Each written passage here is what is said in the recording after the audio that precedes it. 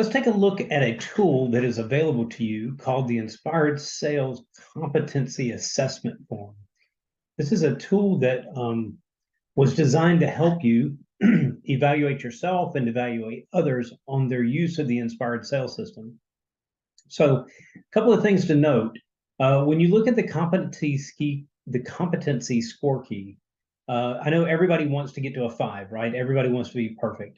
The reality is that especially in the beginning, what you're really shooting for is to get to a 3. So what do these things mean? Well, a score of 1 for any given element means that you could do simple parts of it, but you still need to be shown how to do most of the process. This means that you're not proficient at that particular step, whatever that happens to be. A score of 2 means that you could probably do most of the process, but you're partially proficient and you need assistance only with the most complex parts of the process.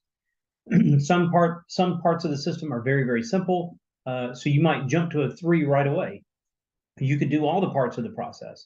You only might need a spot check of completed work. This is somebody that I would consider absolutely competent. Okay, this is a person that knows what they're doing. They're competent, fully trained.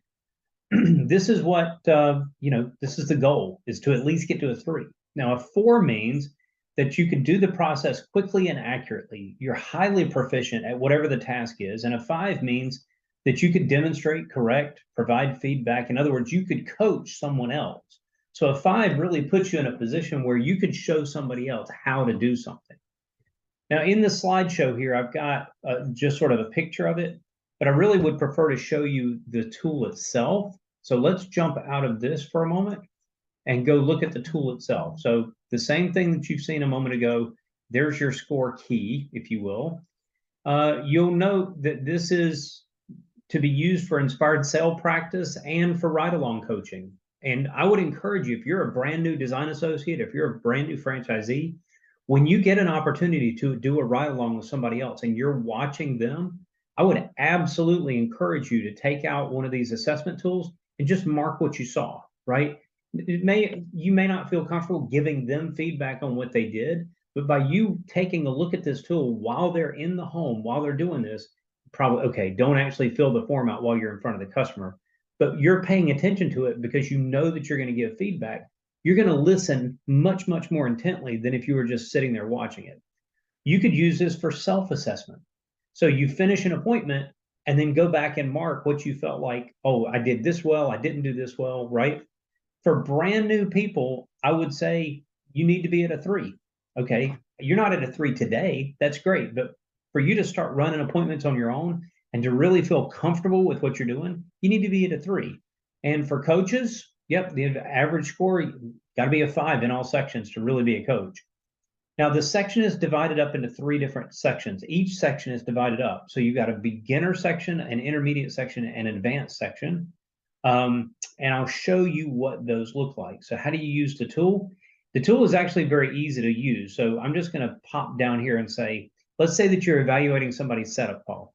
Did they introduce themselves and the company? You know what? They did a good job with that. And I would even venture to say they're great at that. Now, it does not matter what you put in this box. You can put an X in that box. You could put the number 4 in that box.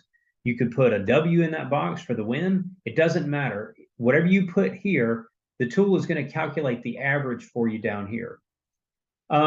Did you identify the scope of work? Well, you did, but there's some areas that it was a little bit tricky. So I'm just going to give you a X there, but I'd give it a 2. You'll notice that it's doing the average for you. Did you confirm the date, the time, and the address? You know what? We kind of missed that one. I'll give you a 1 because there's some stuff that needs to be done, but I'm going to tell you, you did a great job building excitement. Again, it does not make any difference what you put here. It's going to calculate the average. So just to clean this up a little bit, I'm just going to put X's everywhere. All right. Now you'll notice that these 4 elements, this is all it takes to be a beginner at doing a setup call.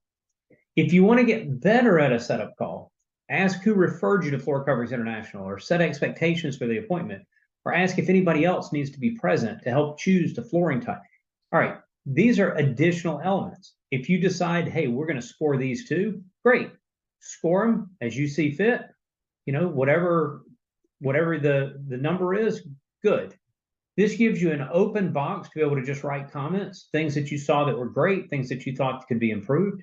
And as you work your way through the appointment, you've got a section for the warm-up, a section for the inspection, a section for measuring the job, for the company story and the installation video, for the product presentation, for the pre-close, the close itself, the follow-up paperwork, post-close, and the happy walk. It's all here. So as you work through this, if you're doing this in Excel, it'll automatically calculate the average for you. If you just want to do it on paper, that's fine. It's no big deal. The most important part about this tool, the absolute most important part, is the piece here on the last page. So giving and getting feedback is key to improvement.